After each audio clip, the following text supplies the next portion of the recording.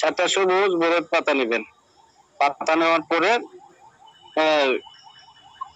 আপনারা এই পাতাগুলা কি করবেন, যে কোনো জায়গায় কি করবেন, বাঁধবেন। বাইটে অথবা সীসা কি করবেন, যে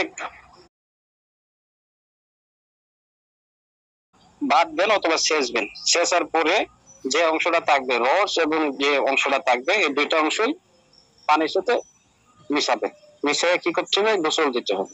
একটু কুসুম গরম পানি লাগবে। আর হচ্ছে এই যে বরফ পাতাগুলো বাড়ছেন, এটা রস এবং যে আর যে অংশটা থাকে ওই অংশটা। পরবর্তীতে আপনাকে কি করতে হবে, আপনার যদি আগে থেকে পানি পড়া বানাতে থাকে তো ভালো, আলহামদুলিল্লাহ। না থাকলে আপনাকে পানি পড়া একটু তৈরি করে নিতে হবে। আয়াতুল কুরসি 3 বার, সূরা ইখলাস 3 বার, সূরা ফালাক 3 বার, সূরা নাস 3 বার। আয়াতুল কুরসি একবার পড়বেন, একটা ফু দিবেন এই পানিতে। এবার 3 বার পড়বেন, 3টা ফু। একই নিয়মে সূরা ইখলাস, ফালাক, নাস একবার পড়বেন, একটা ফু, 3 বার পড়বেন, 3টা ফু দিবেন। এভাবে কি আপনার পানি পড়াটা তৈরি হয়ে গেছে। এবং আপনারা কি করবেন, এই পানি পড়া দিয়ে গোসল দিবেন এবং এই পানিটা কি করবেন, খাবেন। এই পানি দিয়ে কি করতে হবে, গোসল দিতে হবে। পানি পড়া কিন্তু আপনাদের আরো নিয়ম দেওয়া হয়েছে কঠিন ভাবে, আপনারা চাইলে এভাবে পানি পড়বেন। এবং এই পানিটা কি করতে হবে, খাইতে হবে। যদি প্রথমবার গোসল করে আমরা সুস্থ না হন, তবে কি করতে হবে, 7 দিন প্রতিদিন এইভাবে আমরা পানি তৈরি করে গোসল করবেন, অথবা একদিন তৈরি করে নেবেন এবং 7 দিন এই পানি দিয়ে গোসল দিবেন। তো এভাবে যদি আপনারা 7 দিন এই নিয়মটা পালন করেন, ইনশাল্লাহ যত বড় জাদুই থাকুক, জাদু নষ্ট হয়ে যাবে। যত বড় জাদুই থাকুক, জাদুর আসর গুলা কি হবে, নষ্ট হয়ে যাবে। আপনারা এই পৃথিবীতে যে কোনো জাদু অল্প সময়ের ভিতরে নষ্ট করতে পারবেন।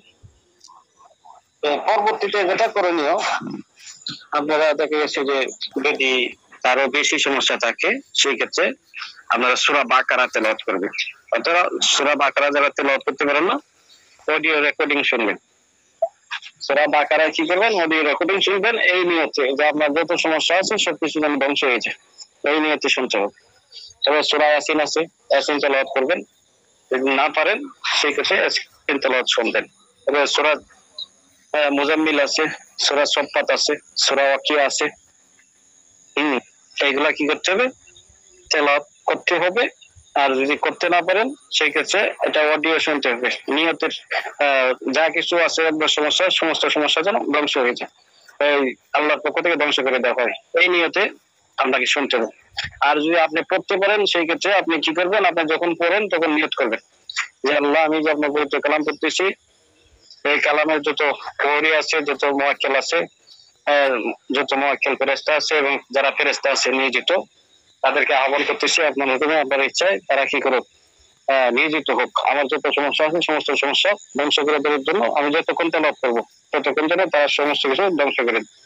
যা কিছু আছে আপনি তো ভালো করে জানেন, সমস্ত কিছু ধ্বংস করে দেয়। এবং নিয়ত করে পড়বেন, বেশি দিন লাগবে না, 7 দিনের ভিতরে আপনারা রেজাল্ট পাইবেন। 7 দিনের বেশি লাগবে না, 7 দিনের ভিতরে দেখবেন যে অবস্থা একেবারেই উন্নত, আগের চেয়ে অনেক হাই কোয়ালিটি।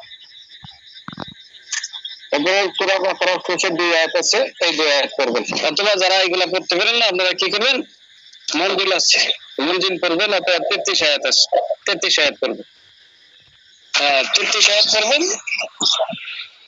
তো এইগুলা পড়লে আপনাদের সমস্যাগুলো দ্রুত সমাধান হইতে থাকবে ইনশাআল্লাহ।